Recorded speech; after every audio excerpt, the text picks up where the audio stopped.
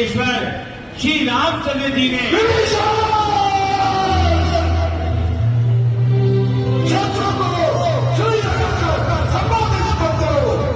क्षमा क्षमा लंकेश्वर, मेरा मत यह है कि राम के साथ शत्रुता हमने स्वयं मोल ली है। किसी भी समय पर उन्होंने प्रथम प्रहार नहीं किया। सबसे पहले पहल सूपनाखा ने वहां जाकर छेड़छाड़ की। हर और दूसरे ने बिना विचारे अपने अहंकार में उनके साथ शत्रुता का व्यवहार किया और सबसे बढ़कर अंतिम उड़ारे आपने उनकी पत्नी देवी सीता का हरण करके उनकी मान मर्यादा पर प्रहार करके। जी हाँ महाराज, हमने ही भूल की है और हम ही अपनी भूल को स्वीकार करके देवी सीता को आदर सहित उनके पति के पास पहुंचा देना चाहिए। पिताश्री, हमारे राक्षस कुल में ये काका विभीषण सदैव अपना अलग और फैसला राखिए रखते हैं। हम राक्षस कुल के नहीं हैं। हम परम पुण्य आत्मा महर्षि व्रत के वंशज हैं। तो क्या आप ही एक बाण के भय से भागे हुए मामा मारीच की भांति किसी ऋषि के आश्रम में जाकर धूनी क्यों नहीं रमाते? यहाँ लंका में किस लालच से रह रहे हो? तात मेघनाथ, ऐसी गंदभरी जीवा से बात करना, अपनों से बड़ों से अशिष्टता बरतना तुम्हें शोभा नहीं देता। तुम अभी अनुभवहीन बालक हो। अनुभवहीन बालक, देवताओं के गर्व का दलन करने वाला, बड़े बड़े शूरवीरों, देखो नागों के कुल को शोक मुक्त करने वाला, ऐरावत हाथी के दांत को उखाड़ कर फेंकने वाला, एक राज इंद्र को आकाश से पछाड़ कर पृथ्वी पर पटकने वाला इंद्रजीत, एक अनुभवहीन बालक।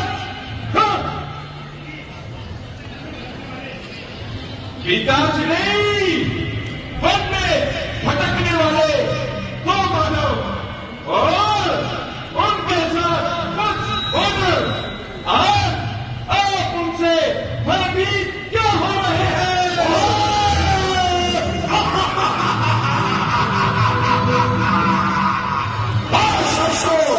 राम के शब्द दोष वही नहीं है। वनवासी हमारा कुछ वही बिगाड़ सकते हैं। महाराज दशरथ, मैं आपका पिता समान आदर करता हूँ। आप केवल राजा ही नहीं, मेरे ज्येष्ठ भ्राता भी हैं, जिन्हें आप साधारण वनवासी नर कहकर उपेक्षा कर रहे हैं।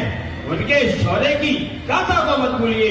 बराबर सुबाहु, खर, दूषण, यहाँ तक कि सबसे महाबली बाली भी उनके बाणों का निशाना बनकर तुम लोग सुधार गए और जिस बानर का आप उपहास कर रहे हैं, लब उसकी करनी के दिन लंका के कोने कोने में दिखाई दे रहे हैं। हे तात, मैं अपने समझ वर्ष की हित की बात कर रहा हूँ। हित की बात कर रहे हो? किस कायरता का पाठ पढ़ा रहे हो? मैं धर्म तथा नीति का मार्ग दिखा रहा हूँ। वन इंद्रजीत अभिप्राय देकर चापलूस मंत्रित्व से सावधान कर रहा हूँ। महाराज लंकेश, मेरे आदरणीय भ्राता कभी कभी काम और उत्तेजना के आवेश में कुंती मनुष्य को कुमार की ओर खींच ले जाती है, परंतु अपनी भूल को सुधार कर लेने में ही समझदारी है। नहीं दशानन, आप मग में चूर होकर एक नारी को यमपाश के समान अपने गले में बांध कर ले आए हैं। महाराज वह स्त्री राक्षस कुल के लिए काल रात्रि के समान है।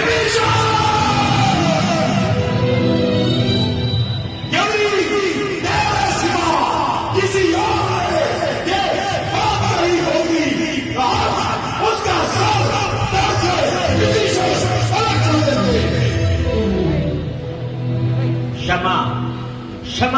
परमेश्वर विचार विमर्श में इस प्रकार प्रकोप शोभा नहीं देता। हे वेद वेदता, तनिक विवेक से काम लीजिए। जिस नारी का उसकी इच्छा के विरुद्ध पाशु बल के जोर पर हरण किया जाए, ऐसी नारी विषभुजी कटार के समान होती है।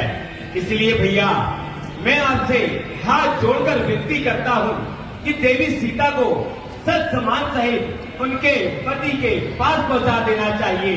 इससे आपका यश घटेगा नहीं, बल्कि तीनों लोकों में आपका मान बढ़ेगा। मान बढ़ेगा, मान बढ़ेगा। तीनों लोग हमें प्यार करेंगे।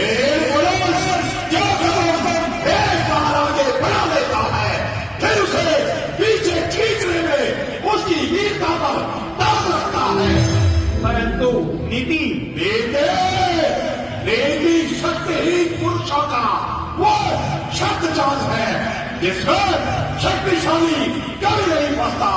जो शक्तिशाली करता है वही धर्म है, वही नीति है। नहीं भ्राताश्री, यह अधर्म है और अधर्म कभी धर्म का स्थान ले ही नहीं सकता। धर्म के साथ आध्यात्मिक शक्ति वो बल है, उसके साथ देवी विधान की शक्ति है। केवल आपके सदम कार्य से सारे कुल का विनाश हो जाएगा।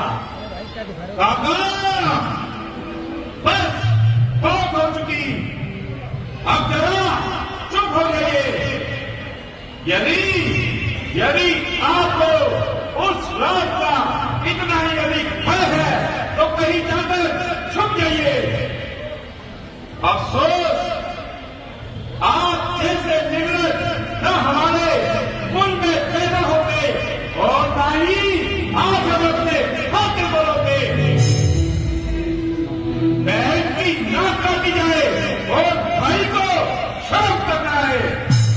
जाओ, जल्दी जाओ, वरना कहीं मौत देख जाएगी और फिर इस त्रिलोकी में कहीं सच छुपाने की जगह तक न मिल पाएगी। ना समझ ओ गुस्ताख लड़के, तू इस प्रकार जुबान चला रहा है, पृथ्वी और आकाश के खुलावे मिला रहा है। माना तू यौवन में मखमूर है, किंतु बुद्धि और समझ तुझसे कोसों दूर है। बलिष्ठ भर का लड़का हाथ भर की जुबान जो मुख से निकल गया, वही प्रमाण इस समय इतनी बहादुरी जता रहा है और अपने को वीर बता रहा है। कल तू कहां मर गया था जब अकेला हनुमान सरसों की टिकरी कर गया था।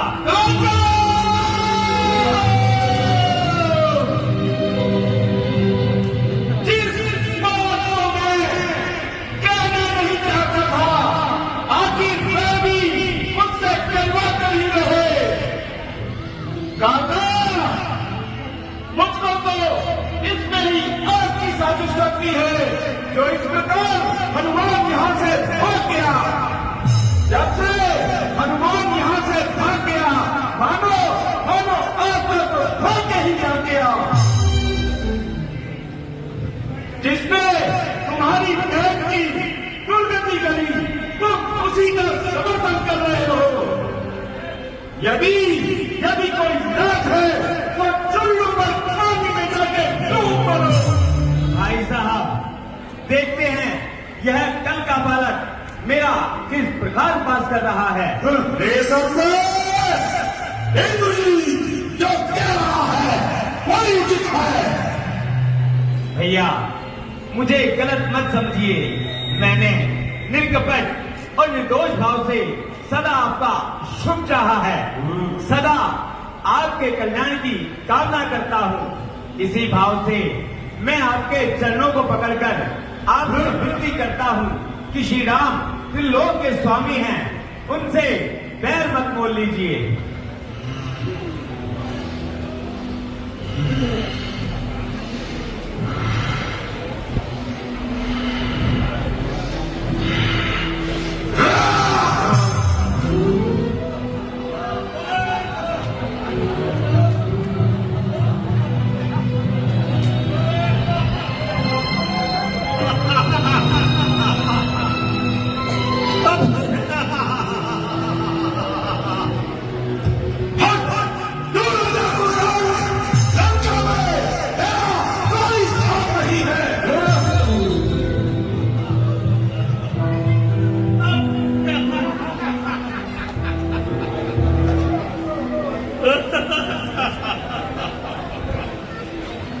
मुझ